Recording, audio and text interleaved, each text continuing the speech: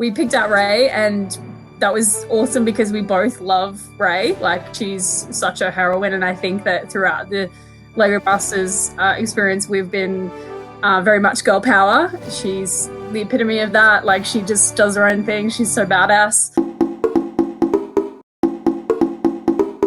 Hey guys, Andrew from CheepJokes here. We're with Jen and Jodie from Lego Masters Season 2. Hi. How you both doing since the start of the series? Amazing, I guess. Cooped up in my house, but yeah, good. We last spoke at episode 4, which was the Hanging Brick Challenge. Let's do a quick recap. So we had episode 5, which was the Make and Shake. Gengineer, let's go to you for this one. So talk us through the Gengineer aspects of the tower. I think there was a lot of pressure because I call myself the Gengineer. And I use the term engineer very loosely. It's more about problem solving and creative solutions. I'm not by trade a civil engineer, to my disgust. Because when we had the tower challenges, I was suddenly questioning my university study choices a lot. Yeah. And maybe I should have picked a different discipline. Right. Environmental engineer, so I'm all about filters and saving the planet and that kind of thing, not normally towers. And towers that are potentially going to get destroyed. But Jodie, there was some inspiration behind the build. So I love all the buildings in Melbourne and how different they are. And I mean, some of Adelaide's buildings are pretty outdated. And they're nice and bright and colourful, so I wanted to do something that represented Melbourne. There's a lot of graffiti art, so we did some lettering in the side of our buildings. We did our little signature Team JJ. We did little JJ in the side. Hashtag Team JJ. Hashtag Team JJ. So let's move forward to the 3D art challenge. So this one was a risky one for potential things falling down, but you seem to do quite well. So my photo doesn't do the justification of the ship, but it actually came out quite far. Yeah, it stuck out quite a lot. I think that build for me was a lot of techniques that I've learnt from previous builds all coming together. And the octopus head, I think, was like the first time I figured out how to make a giant cube. And just wanted to incorporate that. But I think it started out as a tiger head and then changed to an octopus head.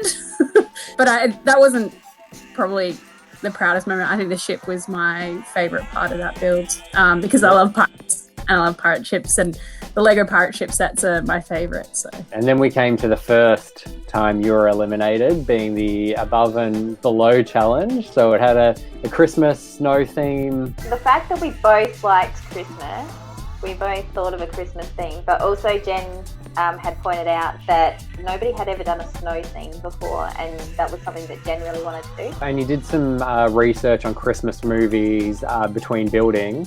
What were the movies? We watched the Santa Claus. Yes. We watched Elf. Yeah. And there was a couple of shout outs in this build as well. Very obvious 42. Now each of you have a shout out to a special person. In other builds, a lot of shout outs to different people. But this one was kind of a shout out to my brother, who originally was going to come on the show with me, but couldn't. And it turned out for the best anyway, because I had an amazing partner, Jodie. But it was just kind of like a shout out to him to say hello, and 42 is his favourite number. So I managed to sneak it in there at the last minute. Jodie, 42, we've got a mutual friend in 42. We do. 42 is awesome. She is a good friend of mine, and I know she is a friend of yours too. And I believe you both started up Lego photography group here in South Australia together. Bricks to Meet, which they get together. That's how I learnt how to take photos of Lego and minifigures, was through 42, and we're quite close friends, and Jen lives around the corner from me. It was a bit of a shout out to her too. And then you guys got eliminated, and I'm guessing you were thinking it was all over at this point. It was a pretty grim moment. Yeah? All over Red Rover. How long before Jane Starney walked through to see that you had potentially another shot? We didn't really know what was going to happen when they came through. I think that was the funny part, is we were just like, oh, friends! Our friends are back! Oh, eliminated. We weren't allowed to discuss what object we wanted, but we both ran to the camera. We just naturally both ran for it, and that's just what we did. There was really no thought to it except that we like cameras and photography. Well, good choice. It worked out really well for you. You did a fantastic job on it. I know. It was definitely harder than it looked.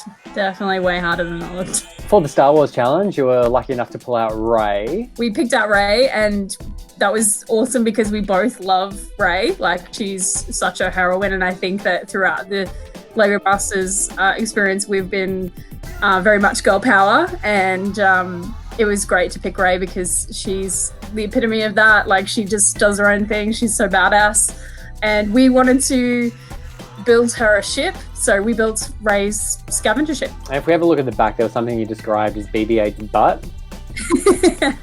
Yeah, we wanted to give a homage to BB-8 through the ship because BB-8's kind of her droid, and we thought that she would be inspired by his colorings and the ship would reflect that. So yeah, the bottom of the ship has the BB-8 circle on its butt.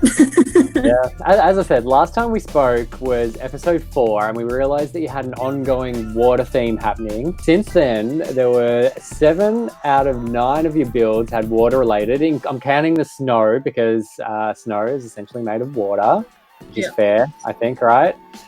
Is it kind of disappointing that a challenge that was so water-based ended up being undoing? I think it was perfect. Think it was perfect?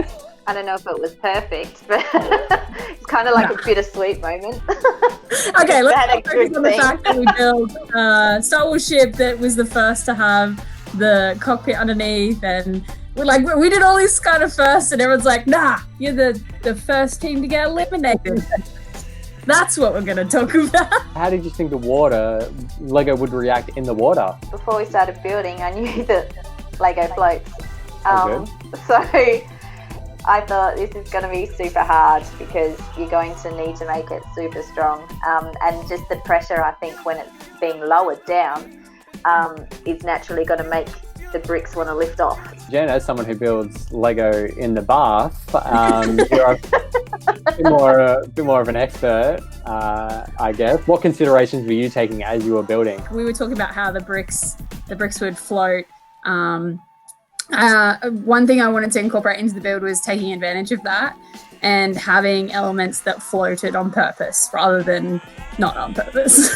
Yeah. We tried to design things so that they would float to give it an effect. But at the end of the day, we didn't really know what was going to happen. So I was hoping it would be kind of an interesting way to give it motion and that the hair would look all fabulous. I guess, it just floated really well.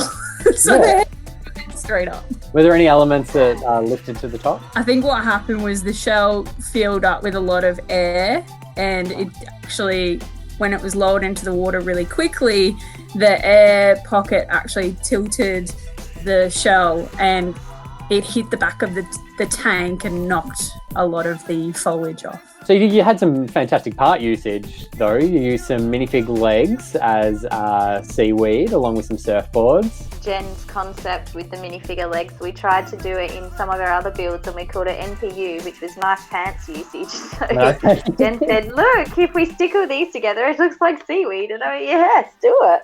Yeah, it worked out well. I think it was definitely a trend of ours, like a signature move, if you will, where we like to use parts in just weird ways. I think that was just kind of like a thing that we did, and like nice parts usage or nice pants usage with something that a lot of people did in this season. So maybe go back and try and find them all because it wasn't just us using nice pants usage. I think a few teams incorporated that into their builds. Who was your favorite build from this challenge?